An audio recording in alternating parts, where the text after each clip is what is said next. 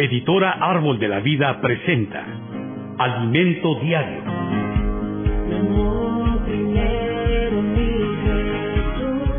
Serie La Iglesia, columna y baluarte de la verdad.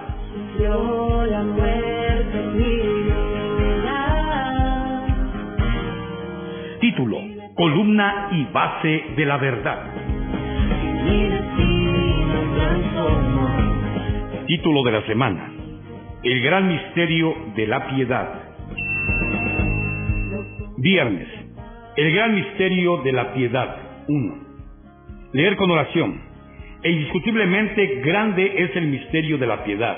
Dios fue manifestado en carne, justificado en el Espíritu, visto de los ángeles, predicado a los gentiles, creído en el mundo, recibido arriba en la gloria.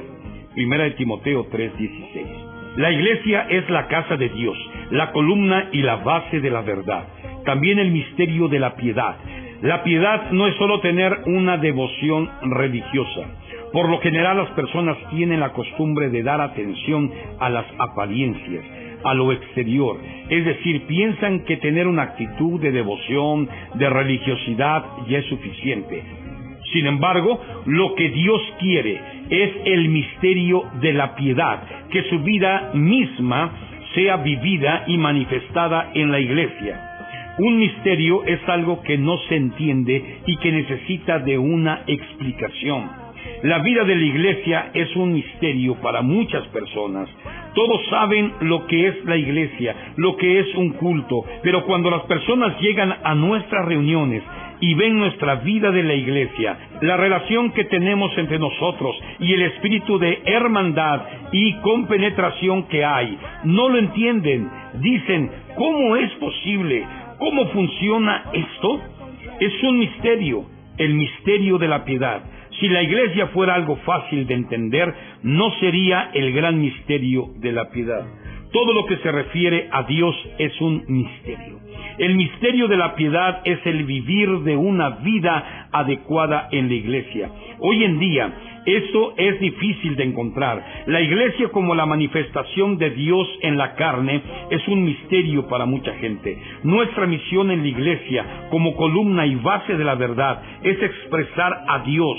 Cuando las personas miran a la iglesia ven la verdad, la realidad, porque ven a Dios. Por tanto, la iglesia debe expresar a Dios. Lo que Satanás y los ángeles malignos más temen, pues es el vivir que va a condenarlos al lago de fuego. Ellos no le temen a nuestro conocimiento, porque puede ser un conocimiento muerto y doctrinal. Muchos cristianos discuten y debaten por causa de las doctrinas, pretribulacionismo o posttribulacionismo, dispensacionalismo, acerca del reino milenario, etc. El enemigo no le teme a eso. Él no le teme a la teología, él le teme a teos, es decir, le teme a Dios. No necesitamos de la teología, necesitamos de teos, necesitamos expresar a Dios en nuestro vivir. Ese fue el objetivo de Dios al crear al hombre a su imagen y semejanza. Génesis 1, 26 al 28. Y tal objetivo ha sido alcanzado por medio de la iglesia. Fue por causa de la degradación que Pablo le escribió a Timoteo sobre eso.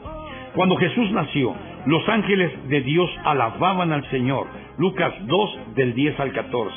En su vivir como hombre, Jesús expresaba a Dios. Los hombres no daban nada por él. Le hacían bullying, lo despreciaban. Pero cuando los demonios y los ángeles malignos lo vieron, ellos temblaron. El vivir de Jesús aterrorizaba a los demonios, al punto de pensar que serían lanzados al lago de fuego antes de tiempo. Mateo 8, 28, 31. Cuando los demonios miren nuestro vivir, estos también deben temer. El mundo está cada día más envuelto con el misterio de la iniquidad, expresando a Satanás, el gran dragón escarlata. Sin embargo, nosotros somos la iglesia, el gran misterio de la piedad. Por tanto, expresamos a Dios. Y cuando tenemos un vivir que expresa a Dios, las huestes malignas tiemblan. El gran temor del enemigo es la iglesia que manifiesta y vive a Dios. y el Dios de paz aplastará en breve a Satanás bajo vuestros pies. Romanos 16:20. Vuestros pies hace referencia a la iglesia que expresa la vida de Dios. La iglesia es el lugar donde Cristo nace en las personas. Cada vez que alguien nace, cuando recibe una oración de Él, ¿puedo orar por usted? Los ángeles celestiales se alegran y alaban a Dios. Y todas las veces que vivimos una vida que expresa a Dios, el enemigo tiembla porque su tiempo se está acabando. Por eso hoy la batalla es grande. Estamos apresurando la venida del Señor. Sin embargo, el enemigo quiere prolongar su tiempo y para eso él nos distrae, nos ataca, intenta destruir nuestra conciencia y multiplica la iniquidad. Nuestra lucha es feroz. Sin embargo, gracias al Señor, estamos en la era de los 7 espíritus, del espíritu 7 veces intensificado. Entonces vamos a ejercitar cada vez más nuestro espíritu. La iglesia que expresa a Dios es el lugar donde los ángeles cantan y se alegran, pero los demonios y los ángeles malignos tiemblan. Veamos el siguiente versículo. E indiscutiblemente grande es el misterio de la piedad. Dios fue manifestado en carne, justificado en el Espíritu, visto de los ángeles, predicado a los gentiles, creído en el mundo, recibido arriba en gloria. 1 Timoteo 3:16. Este contexto compone una poesía de 6 líneas que, según la tradición, era un himno muy popular y muy cantado en aquella época. Hay pocas referencias a ese versículo en la literatura cristiana a la luz de la revelación de Dios, del gran misterio de la piedad, de la manifestación de Dios en la carne. No obstante, como sabemos que el deseo de Dios es que tengamos un vivir que lo exprese y lo manifieste en la carne, vamos a poner atención a lo que Él nos quiere revelar.